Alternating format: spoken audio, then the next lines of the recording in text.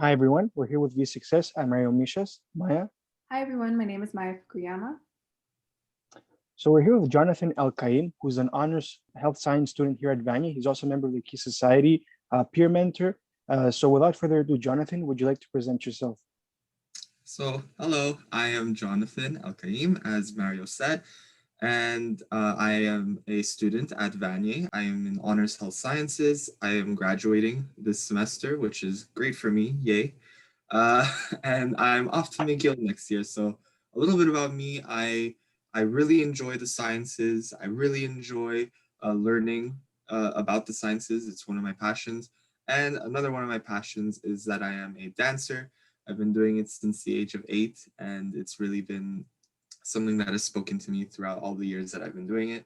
Little fun facts about me: I love tacos, I love reading, and going on bike rides. There you go. Perfect, thank you. And what would you say are your most memorable moments at Vanier College?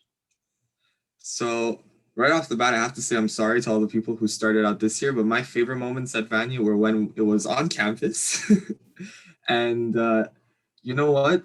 Since I already mentioned my favorite food is tacos, I remember on campus we had Taco Tuesday and Taco Thursday, and having lunch with all my friends in the cafeteria was truly quite a memorable moment. And I'd have to say just being involved with everyone at Vanier and the Vanier community was truly memorable. I could give an example where so I'm part of a dance club at Vanier, and we had a big dance class where we invited a choreographer to the school to teach a free class for everyone. And that was truly a memorable experience because we had a lot of attendance. There was a lot of people there ready to learn, ready to have fun. And it was a very nice event at Vanier. Thank you for sharing that. So you're studying in health sciences. What led you to pursue a deck in that field? So as I said before, I've always been passionate about the sciences ever since I was a young kid. And really, I was that kid that liked math and liked chemistry. Really, when I was going through high school, I involved myself in physics and chemistry, and I found that it was quite enjoyable for me. So I really went in that direction. But in addition to that, I had an end goal in my mind. At the end of CEGEP, I wanted to apply to medicine. And well, the only way to do that is to do a deck in the health sciences, of course. Um, but that's not the only reason why I wanted to do health sciences. It's really because I'm passionate about the topics that we learn within the program, and they truly interest me. Like, I'll spend my evenings and weekends watching YouTube videos about random science things. It's what I like. Perfect, thank you. So speaking of your interest in medicine, where did it come from originally? Where do you think it stems from? So that's a very great question because I have no idea. Like I'll be completely honest with you. My entire family not interested in the sciences. I am one of the first in my family to pursue something within the sciences even. So honestly, where it came from, no idea. But I somehow ended up taking a liking to the sciences and learning about different aspects of the world and learning how nature works in all of its wonderful ways. It's just something that I took to very quickly since childhood. And I get this question a lot from other people, from my family even. They're like, how do you like the sciences? None of us do. I don't know where you got your brain. And honestly, no answer to that either. I don't have an answer to that either. Well, it's great that you've been able to cultivate your interest starting from a young age, and now it's actually blossomed into, your career path and your educational path. Yeah, I mean, I'm so surprised myself that I'm pursuing medicine. It's kind of insane. Congratulations. Thank you. So you're a peer mentor at VConnect. Could you talk about what VConnect is, what you do there, and what you gained personally from that experience? So VConnect, it's basically a bunch of mentors, second year students at Vanier that help out some first year students who may be having trouble with the transition between high school and CEGEP, because it is quite a big leap to go from high school and CEGEP. There's tons of differences that high school students need to get used to and they need to become accustomed to the CEGEP environment. And where the point of the mentors that are part of VConnect is to make that transition as seamless as possible for them. So we help them with anything. We refer them to tutors, or we refer them to the appropriate resources on the Vanier campus so that they can maximize their success while they are at Vanier. And it's really, it's a rewarding experience, not only for the mentees, but also for the mentors. We learn so much from mentoring these younger students, and like I found it to be rewarding for myself. I got to meet many new people and learn about different backgrounds, and it was a truly a great experience. So if you want to be a mentor, you should sign up. Definitely, it's a very cool experience, and I would definitely recommend it. And to add to that, there's not only peer mentors, there's also in the business admin programs, there's science mentors, there's all sorts of different mentors, and really they try to foster an atmosphere of collaboration within the students, and they try to integrate students who sometimes have difficulty into college. So it's really a great service out there, and anyone that needs help or that needs some advice, please go and seek out a mentor. Yeah, that's one of the things that really attracted me to Vanier. It's that the atmosphere at Vanier is so collaborative. It's like you can go to anyone, ask them for help, and they will not hesitate to give you the help that you need. So that's one of the reasons I chose Vanier originally. So you helped to create the Vanier Dance Club. Can you talk a bit more about what the club entails and how one can actually go about creating a club at Vanier? So sure. I mean, I'll talk about my club a little bit first, and really, it's a dance club. So I came to Vanier and I was like, "There's no dance club. What's going on?" So a friend of mine and I, we decided to start up the dance club with under the supervision of the VCSA. So we're called the Vanier College Dance Crew, VCDC for short. And really, our main objective is to provide free dance training to anyone who wants it on the Vanier campus. Of course, being online, things have been tough recently because, you know, not a lot of people want to dance while online, but we try to encourage the entire Vanier community to hop on board and really have fun with us while we teach them dance classes. We do it over Zoom and Teams and stuff like that. And it's all free. There's no money involved. It's all out of the goodwill of the people that are teaching the class. But about creating a club at Vanier, it's actually quite an easy process. So if you have an interest in something that you want to bring to the Vanier community, I suggest that you actually go for it because it's a very rewarding experience. And the way you go about doing that, you just got to get into contact with a club coordinator at the VCSA, and they will guide you through every single step that you need to take. So if I were to briefly discuss those steps, it's really, they'll give you something called a clubs package. It's a bunch of little papers that you got to fill out, and basically you're describing your club in those papers so that the VCSA knows what the club is all about. And then you're gonna have to go out into the Vanier community and get 25 signatures from different Vanier students, so that you can let the VCSA know that there is an interest within the Vanier community for the club that you want to create. And essentially, then you have a club, and you get to form an executive committee within your club, which answers to the VCSA, the Vanier College Students Association, and yeah, basically you get to create events and organize all these different things within your club that your members can take part in.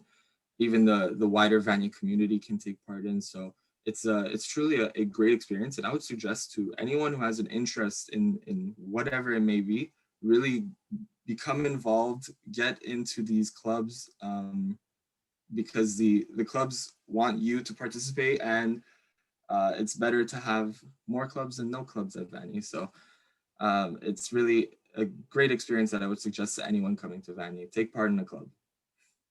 Thank you for that insight. And we greatly encourage anyone watching this to go about joining a club or even creating their own club. It's an amazing way to network with people with common interests, and also a great way to enhance your CV and give back to your community. So you spoke about pursuing medicine, but do you have any other future academic or professional aspirations? Within medicine, I do have aspirations to finish medical school one day, and I'd like to work in a hospital for the rest of my life, because I'm just drawn to the hospital for some reason. I have no idea why. For most people, they're afraid of the hospital, but for me, it's like, oh, that's so cool. I really want to take part in being a physician, being there for people when they're likely at their worst in their lives. So that's one of the main reasons I'd like to take part in such a demanding career. Now, other than medicine, I have aspirations to enlarge my role within the dance community. So I've taken part in many dance classes, dance workshops throughout the years that have allowed me to really create a base within the dance community that I think I can build up on. Part in different initiatives and programs and different things within the Montreal dance community, because Montreal has a beautiful dance community and it's so fun to take part in. So I'd love to expand my role within the dance community while also pursuing this career in medicine, which might be tough, but I'm definitely ready for it. It's nice to see that you combine, two fields that are not really related, but still you manage to pursue your passion, but at the same time also pursue medicine. And I think striking a balance between that will be not only profitable for you, but for the others that you help, because you will contribute to two communities that are, really part of Montreal. Exactly. Yeah. I even remember in like Sec 4 and 5, I couldn't decide between pursuing dance and medicine. And I found it the most hilarious thing because they're careers on polar opposite ends of the spectrum. So I was like, wow, what am I going to choose? But I realized now, after going through CEGEP and learning a little bit more about the world around me, I can create this balance between the two that will allow me to get the best of both worlds, essentially. And what advice would you give to a student who's interested in pursuing medicine? So for anyone who's interested in pursuing medicine, it is a very difficult career path to take part in. So I really encourage some introspection to see if it's really what you want and what you want to go into. But if you're passionate about it, then definitely it's going to be a rewarding journey, and it'll be a tough journey, but very rewarding. And to anyone who's interested in pursuing medicine, I suggest that you don't get caught up in the grades, don't get caught up in filling up your CV just so that you have enough things on your CV to show the school that you want to apply to. It's really about being you. So I hear a lot of people, like the gunners that try to their only goal is to get into the school, and if they don't get into the school, it's the end of the world. Don't be that person, because the schools, when you're applying, when you're doing interviews and stuff like that, they will see who you are, and they're attracted to people who know themselves and know that that if they don't get into medicine, let's say, it's not the end of the world. I went into this and I was like, okay, there's a very small chance that I'm going to get in, but I'll try anyways. And I just went in with that mentality. I went in with the mentality of, I'm going to be myself. I'm going to see if they like me. If they don't, that's okay. And it ended up working out. So I think that is the way to go. It's really about being yourself and working hard. That's literally all you need. Being yourself and working hard, and you will succeed if you go by those two little lines that I just said. Now, for anyone who's trying to go into medicine, it is a very hard process. So I do think that if you are trying to pursue medicine, it is a good idea to maybe take part in different initiatives that you wouldn't be accustomed to taking part in like prior. So like, let's say when I was at I'm still at Vanier, but during my time at Vanier, I've taken part in so many different initiatives that I wouldn't usually take part in, and really expanding your horizons is what you want to do, so that you have the experience and you have the capabilities needed to pursue a career in medicine, or apply to a big school in the medical field. So there's a lot there. There's a lot to unpack, but really working hard and being yourself. Those are the two things that you need. Thank you for that advice. I think it's very pertinent, and I think you highlighted something that's very important: being authentic to oneself. Being yourself is extremely important. Being confident in oneself, and also really knowing yourself, knowing how you work and how you are and who you are as a person. Yeah, that's super important to the medical admissions process. So you recently got accepted into McGill Medicine, and obviously that's one of the most competitive programs in the country. Could you tell us more about how you prepared for the admissions, or if you have any advice for admissions specifically at that program? Yeah, so for McGill Medicine, I agree it's a very competitive program. There were like last year, I believe there were 1,039 applicants and only 70 people got in, which is insane. But for anyone planning on applying to McGill Med, there are a few things that you need to do. So you need to write a CV. There's an interview involved. Your R score has to be above 32 as a minimum, but usually you'd want your R score to be somewhere above 34, more preferably above 35, um, in order to get an interview. And for anyone applying to this, you need to know that once you apply, you hand in your CV and they look at your grades, and you either get an interview or you don't. And then after the interview, they they basically judge your application based solely on your interview. So you really want to make a good impression in that interview, because that's all they're going off of when they're actually giving you your acceptance or your rejection letter. So it's a very tough process.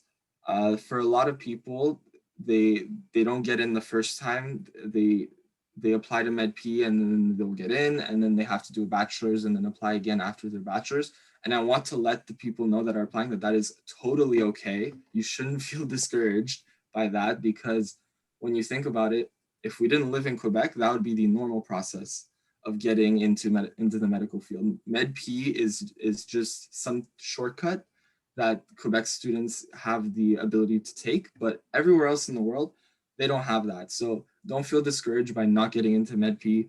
It's if you don't get into MedP, you just do a bachelor's like everyone else, and then apply to medicine right after. Um, so that is something very important to note before you start your journey within medicine in CEGEP. Okay, so during the admissions process, the main thing that I try to portray within my admissions, so you have to, as I said before, you have to give in a CV, and what I really wanted to show off in that CV is what I've done. That's it. So a lot of people try to overcomplicate things and say like, oh, I have to put this and I have to put that to show that I'm a leader, to show that I'm compassionate and stuff like that. But it's really just showing who you are, and it might seem complicated at first because we don't usually write essays or write things about ourselves, but it's basically just writing a regular CV, and you shouldn't think to go to overcomplicate it, because that'll show within the CV once you hand it in. So it's really about showing who you are. So I tried to make sure that I showed different parts of myself within the CV, and when I handed that in, um, you should feel proud of what you wrote. And if you don't feel proud of what you wrote, you should probably go back and like edit it a few times and then resend it.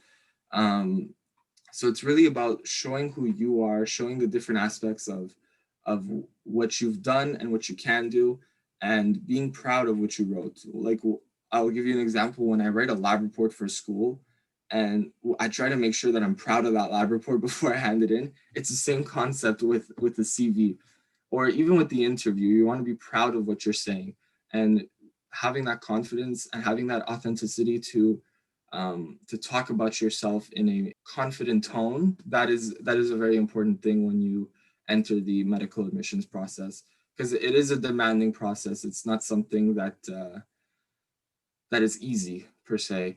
It's something that takes time, that takes effort, um, and but it is rewarding in the end. Trust me, it is very rewarding in the end. I can attest that.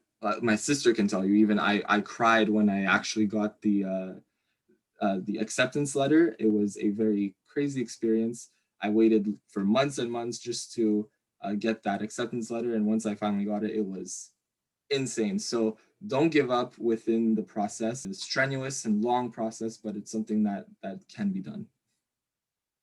I totally agree with you. And also to mention that even if you don't get into medical school right after CEGEP, it's fine because many people within the medical school have PhDs, they have master's degrees.